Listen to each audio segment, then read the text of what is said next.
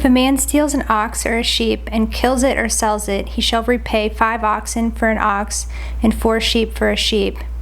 If a thief is found breaking in and is struck so that he dies, there shall be no blood guilt for him. But if the sun has risen on him, there shall be blood guilt for him. He shall surely pay. If he has nothing, then he shall be sold for his theft. If the stolen beast is found alive in his possession, whether it is an ox or a donkey or a sheep, he shall pay double. If a man causes a field or vineyard to be grazed over, or lets his beast loose and it feeds in another man's field, he shall make restitution from the best in his own field and in his own vineyard. If fire breaks out and catches in thorns, so that the stacked grain or the standing grain or the field is consumed, he who started the fire shall make full restitution. If a man gives to his neighbor money or goods to keep safe, and it is stolen from the man's house, then, if the thief is found, he shall pay double. If the thief is not found, the owner of the house shall come near to God to show whether or not he has put his hand to his neighbor's property.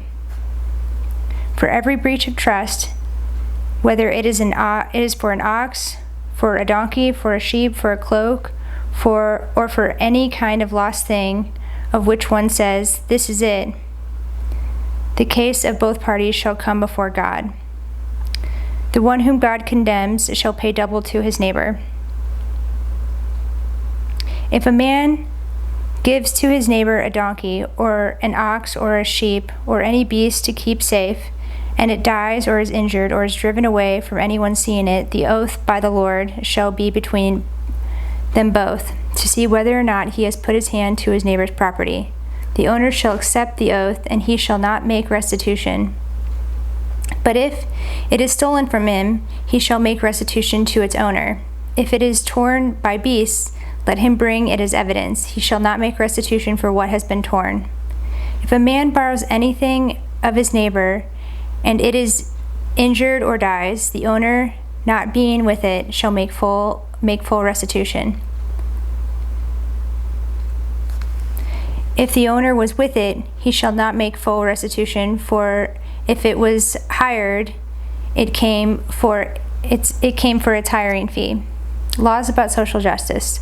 If a man seduces a virgin who is not betrothed and lies with her, he shall give the bride price for her and make her his wife.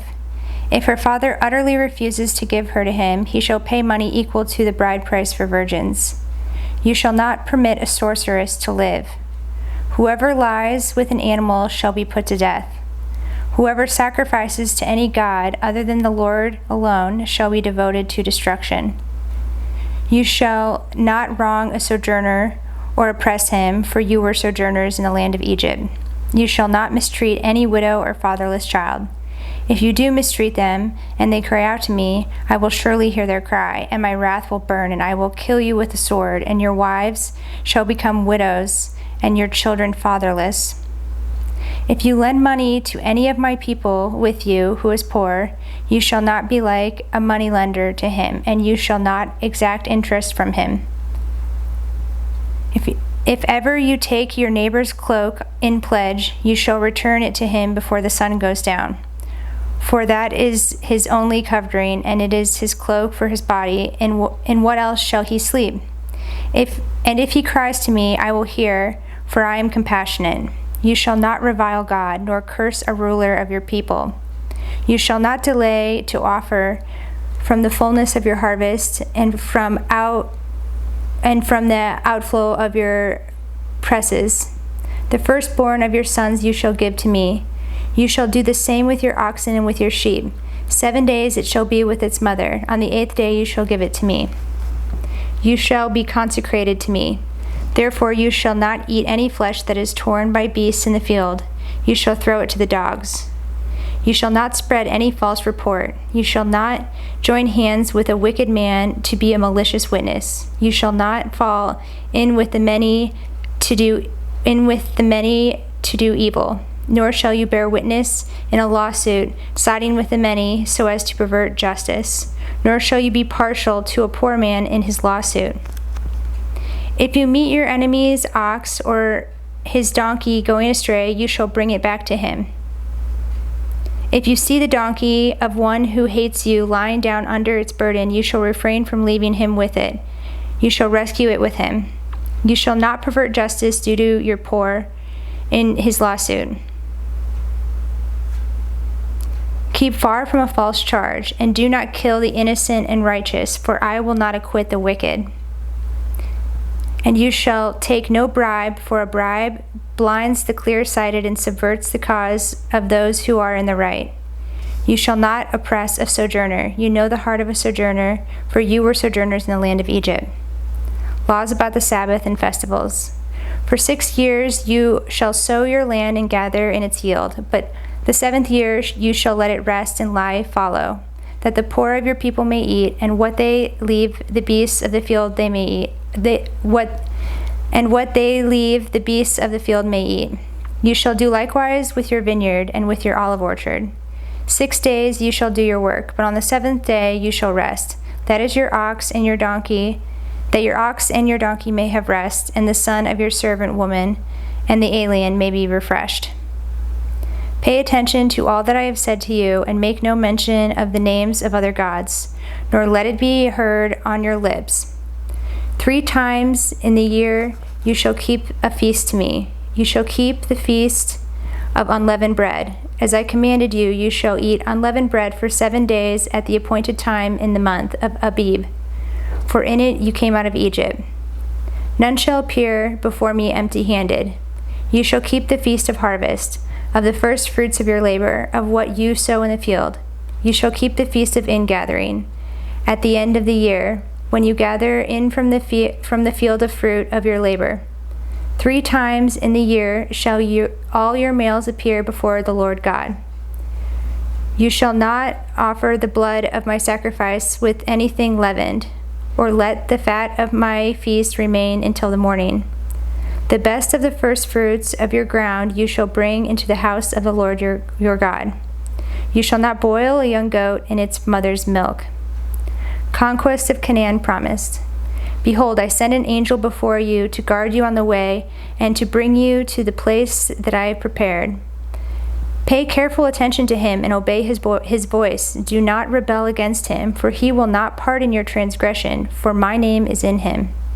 But if you carefully obey his voice and do all that I say, then I will be an enemy to your enemies and an adversary to your adversaries. When my angel goes before you and brings you to the land of the Amorites and the Hittites and the Perizzites and the Canaanites, the Hivites and the Jebusites, and I will blot them out. You shall not bow down to their gods nor serve them, nor do as they do, but you shall utterly overthrow them and break their pillars in pieces. You shall serve the Lord your God, and he will bless your bread and your water, and I will take sickness away from among you. None shall miscarry or be barren in your land. I will fulfill the number of your days. I will send my terror before you, and will throw into confusion all the people against whom you shall come, and I will make all your enemies turn their backs to you. And I will send hornets before you, which shall drive out the Hivites, the Canaanites, and the Hittites from before you. I will not drive them out from before you in 1 year, lest the land become desolate and the wild beasts multiply against you. Little by little I will drive them out from before you, until you have increased and possessed the land. And I will set your border from the Red Sea to the Sea of the Philistines, and from the wilderness to the Euphrates, for I will give the inhabitants of the land into your hand, and you shall drive them out before you. You shall make no covenant with them and their gods. They shall not dwell in your land, lest they make you sin against me. For if you serve their gods, it will surely be a snare to you. The covenant confirmed. Then he said to Moses, Come up to the Lord, you and Aaron, Nadab and Abihu, the 70 of the elders of Israel, and worship from afar. Moses alone shall come up near to the Lord, but the others shall not come up near, and the people shall not come up with him. Moses came and told the people all the words of the Lord and all the rules. And all the people answered with one voice and said, All the words that the Lord has spoken we will do." And Moses wrote down all the words of the Lord. And he rose early in the morning and built an altar at the foot of the mountain and 12 pillars, according to the 12 tribes of Israel. And he sent young men of the people of Israel who offered burnt offerings and sacrificed peace offerings of oxen to the Lord. And Moses took half of the blood and put it in basins, and half the blood he threw against the altar. Then he took the book of the covenant and read it in the hearing of the people. And they said, "All that the Lord has spoken we will do, and we will be obedient." And Moses took the blood and threw it on the people and said, "Behold, the blood of the covenant that the Lord has made with you, in accordance with all these words."